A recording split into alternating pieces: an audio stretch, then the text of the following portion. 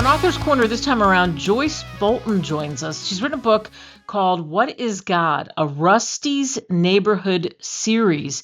And I was thinking about this today. What a great gift this would be for somebody, either at Christmas time or just even heading into the new year. Even a good stocking stuffer, too. Especially, we had a wonderful off-air conversation, and I really got more of a sense of what Joyce was about and what she's trying to do. So we are happy to have her here on the show. Hey, Joyce.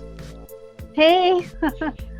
Thanks for Merry Christmas. Yeah, Merry Christmas. Thanks for coming on. So tell me about this book and tell me what you set out to do when you said, I'm going to write this, What is God? I'm going to talk about this 8-year-old boy, Rusty. How'd that all happen? I think this is a question, what is God, is something that comes in everybody's mind, probably everyone on the planet. And what I wanted to do was help them find an answer.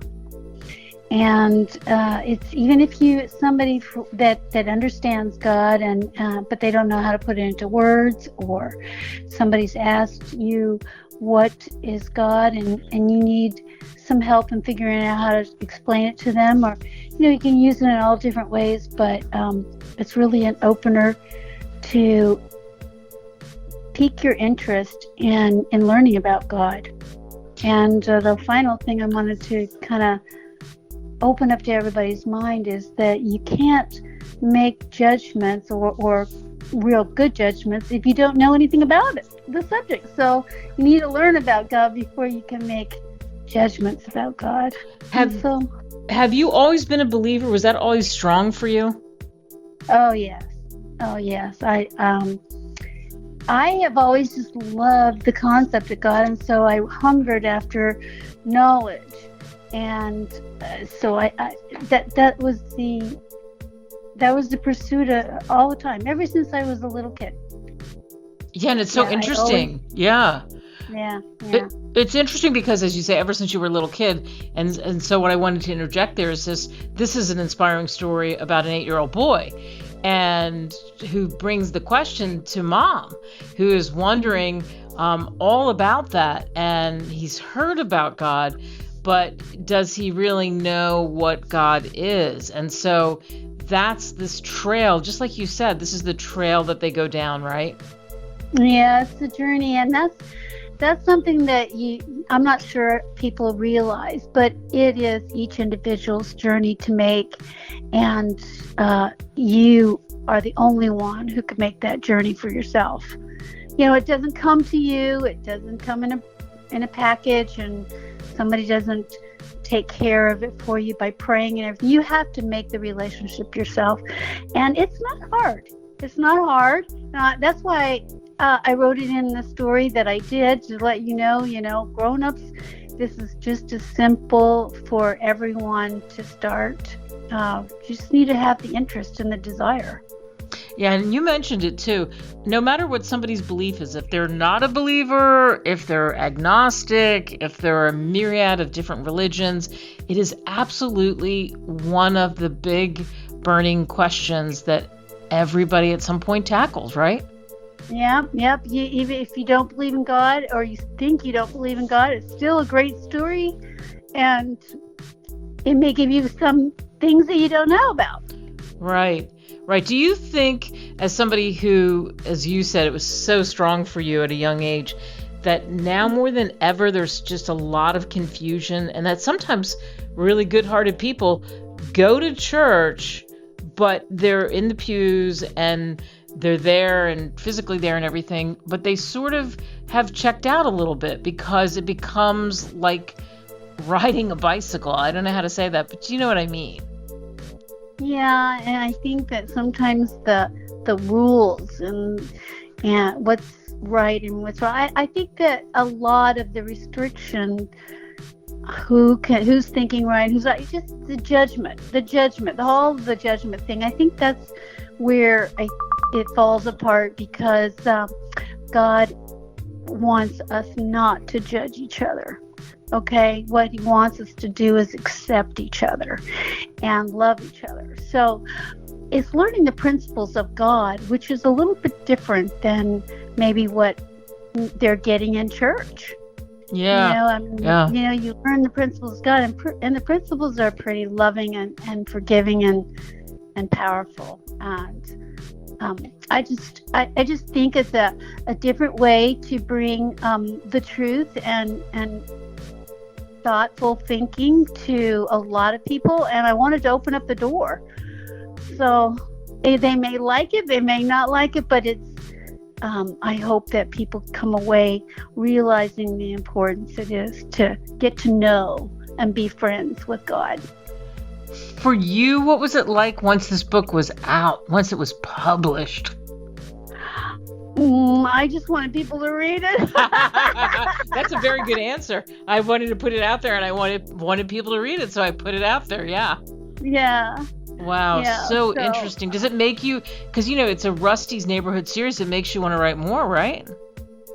Oh yeah. I've written tons of stories in my lifetime, but I never really knew that anybody would be interested in reading any of my work. But this one, I was told I needed to put it out there. Yeah. Yeah, I just felt that God wanted me to do that.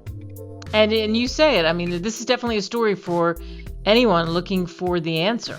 And people who can't really find that answer there, they just can't put it out there and, I guess, formulate the words, because that's tough for people.